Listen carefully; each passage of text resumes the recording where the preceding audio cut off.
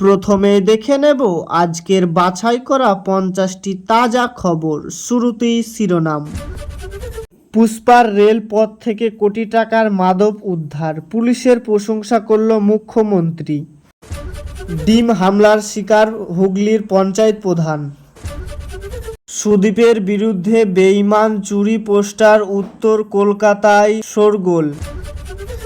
নাবালক আন্দোলনকারীদের মুক্তি নির্দেশ, রাজ্যকে নোটিশ সুপ্রিম কোর্ট। রাজ্যের মেডিকেল কাউন্সিলে বড় বদল, 3 সদস্যকে সরিয়ে নতুন মুখ। বানারহাটে পুলিশ ফাঁড়ির কাছে বাজি বিস্ফোরক, আতঙ্ক। পঞ্চায়েতের অলসতা কাটানোর জন্য 99 বিডিওকে সরিয়ে দিল নবান্ন। বাংলায় আন্দোলনের মামলা নিয়ে সরকারকে হুঁশিয়ারি বার্তা।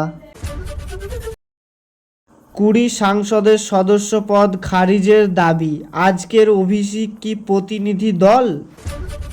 আন্দোলনকারীদের নিয়ে বিতর্কিত মন্তব্য, নতুন রাজনৈতিক বিতর্ক।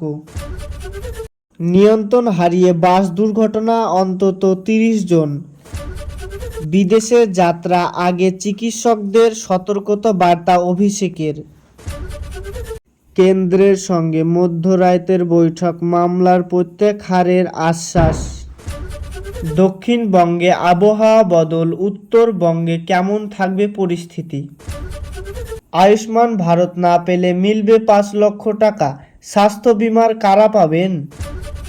আমতলা ভাঙা যাবে না, অভিষেক বলছে হাইকোর্টের কাছে মামলা দিব। অন্নপূর্ণা টাকা প্রকল্প পেতে শাশুড়ি বৌমার লড়াই চলছে। দিনের বেলায় বাড়িতে এসে সাজিয়ে চুরি করে নিয়ে চলে গেল। প্রতিবাদ থেকে প্রিয়, তারপর বিয়ে করে স্ত্রী নিয়ে বাড়ি ফিরল যুবক। টাইগার বাহিনীর দাপুটে তৃণমূল গ্রেফতার। বিজেপির সোশ্যাল মিডিয়ায় পোস্ট ঘিরে নতুন বিতর্ক। বন্ধুর চায়ের বাগানে খুলবে মুখ্যমন্ত্রীর আশ্বাসের আশাবাদী। সব মঙ্গলা মন্দিরে চুরি, যুবক 2 গ্রেফতার।